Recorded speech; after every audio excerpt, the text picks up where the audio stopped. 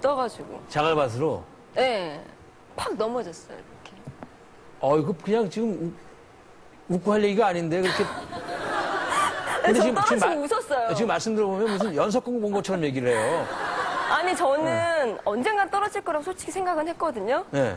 드디어 떨어졌구나 싶었고, 딱 떨어지니까 눈물이 그냥 이쪽으로 그냥 바로 흐르더라고요. 근데 얼굴은 웃고 있는 거야. 나 떨어졌네, 이러고. 근데 생각보다, 아니, 그때는 그렇게 몰랐어요. 성격 독특하네요. 만약 교통사고 나면, 교통사고 났네, 이러고.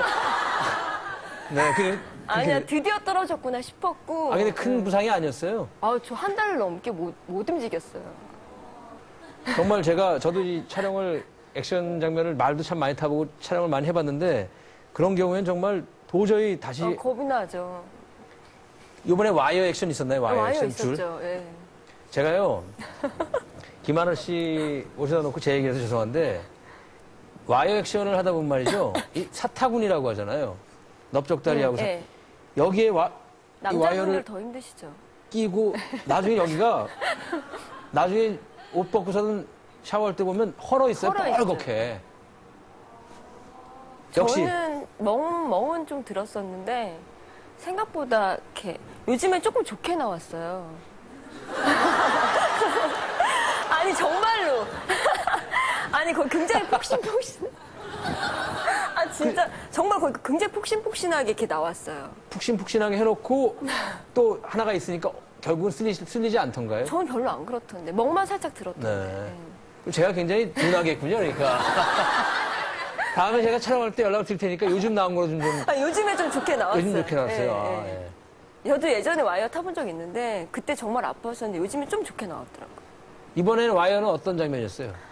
정말 와이어로 저도 이번에 정말 다 했어요. 와이어에 타서 360도 도는 것도 하고요. 그 높은 곳에서 제가 그 제트스키를 버리면서 발로 차면서 그 와이어에서 붕 뜨면서 돌아서 하는 거니까 그게 굉장히 무서워요, 심리적으로. 말을 타고 자갈밭을 달려서 제트스키를 탔다가 붕 떠서 돌아. 이야, 정말. 그리고 막 총 딱 꺼내가지고 막 이렇게 하고 이런 것도 있고요. 네. 굉장히 겁이 나서 소리를 진짜 많이 질렀는데 스태프들이 다 그랬대요. 하늘 언니 저렇게 하다 분명히 돈다고. 돈다고. 그러니까 저렇게 겁나서 막 못한다고 소리 한 두세 번 지르면 한다고 그런대요. 이제 제 성격을 파악한 거예요. 네. 잠깐 기다려요, 그냥 스태프들이. 제가 하니까. 야, 아니, 성격이 뭐 하늘 하나지 않다 정도가 아니라 이제 거치기까지 하네, 정말. 아니, 왜냐면 제가 해야 되는 거니까. 만약에 제가 연기가 아니라면 저 놀이기구도 못 하거든요. 근데 연기가 아니라면 정말 안 했을 거예요. 근데 제가 생각해도 내가 진짜 연기자니까 이런 걸 하지 않으면은 정말 어떻게 저한테 좋은 대우를 해준다 해도 난 절대 안 했을 거라고 그랬어요. 네, 그 자리에 가면 스태프분들이 쫙 보고 계시고 저 혼자 저만 바라보고 계시는데 막 춥고 바람 불고 너무 힘들잖아요. 빨리 찍어야지 쉴 수 있는데 그러니까 할 수밖에 없어요. 네. 그러면 그렇게 열심히 연기를 하고 최선을 다해서 연기를 한다고 본인은 생각하세요? 우선 잘한다 못한다를 지나서 네, 최선을 다한다고 본인은 최선을 다한다고 네, 생각하세요? 네. 그런데 결과는 최선을 다했지만 좋을 때가 있고 안 좋을 때가 있지 않습니까? 네. 결과가 안 좋아서 연기를 못한다는 소리를 들은 적도 있었나요? 저는 데뷔 때 많이 들었었어요. 초반에. 왜냐하면 그때는 제가 되게 어렸고 그다음에 연기에 대한 꿈이 있어서 장래 희망이거나 뭐 그래서 막 많은 모니터를 하고 제가 선생님한테 배우고 막 이런 상황이 아니었기 때문에 그냥 무방비 상태에서 뚝 그냥 떨어진 느낌이었어요.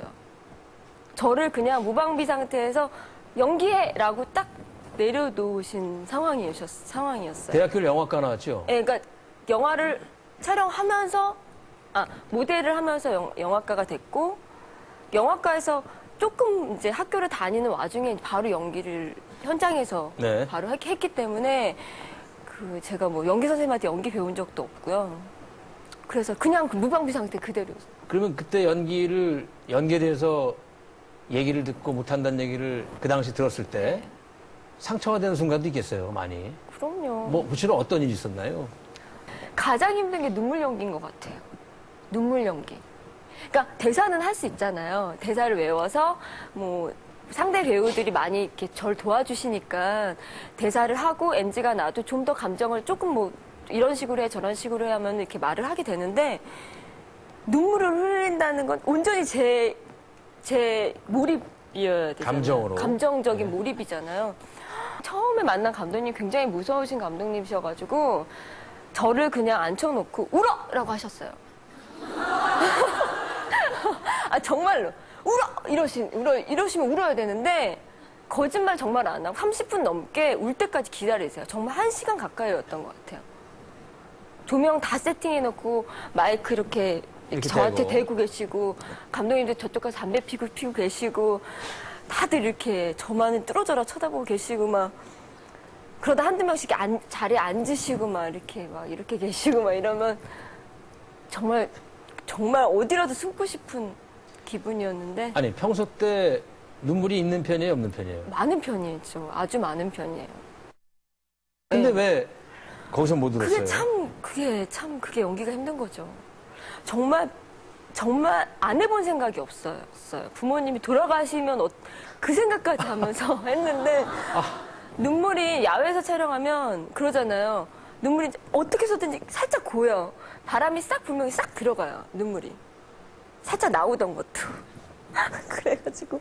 근데 그럴 때는 사실 안약을 쓰거나 해도 안 나와. 눈물이 안 나와요.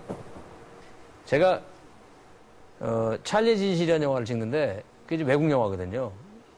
제가 주연이 아니고 조연이었어요. 그러니까 제가 눈물을 되게 한번 흘려야 되는데 제 위주로 스케줄이 안 되니까 항상 눈물 흘릴 준비를 비슷한 거예요. 울어 그럼 나서 울어야 되는 상황이거든요. 똑같이 갔는데 정말 눈물이 안 나오는 거예요. 그래서 제가 그 스태프들 한 200명이 보고 있었는데 잠깐만 저기 시간을 주십시오 하고 저 뒤에 가서요. 똑같은 생각을 했어요. 저는 아버님이 돌아가셨거든요. 10년 전에. 아버지 저 한 번만 살려주세요. 정말. 저 한 번만 울게 해주세요. 해서 가서 왈칵 쏟을 수 있었던 경우가 있었거든요. 그런 거였겠네요. 근데 저는 끝까지 눈물이 안 나왔었어요. 어떻게 했어요, 그걸? 감독님이 막 저 가서 눈을 뜰 수도 없고 막 이러셨어요. 정말 너무 안 나오니까. 반드시 눈물을 흘려야 되는 장면인데. 네. 그래서 그때는 막 수단과 방법을 가리지 않고 그냥 가서 물에 물 묻혀 막 이렇게 하시고 막 그래서 넘어갔는데 그 드라마 중후반이 되니까 어느 순간 눈물이 터지는 순간이 있더라고요. 눈물이 그냥 확 나오는 순간이 있어서 그때는 딱 눈물이 나오니까 멈추지가 않더라고요. 그러니까 그 기간을 그걸 딱 경험을 하니까 그 다음부터는 눈물이 한 10번 중에 8번은 나오고 그 다음에 10번 중에 9번은 나오고 이제 그때 저는 근데 그 감독님한테 너무 감사한 게 사실 그렇게 막 부모님 돌아가신 생각도 하고 별의별 생각을 다 하면서 흘리는 눈물은 진짜 눈물이 아니라는 생각을 전 했어요. 제 개인적으로. 그래서 연기를 할 때는 항상 그 인물이 돼서 이 상황에 몰입을 해서 정말 진실된 눈물을 흘려야 된다고 생각했기 때문에 저는 그 이후부터는 항상 그 사람이 돼서 눈물을 흘려서 눈물 연기는 그랬었던 것 같아요. 네.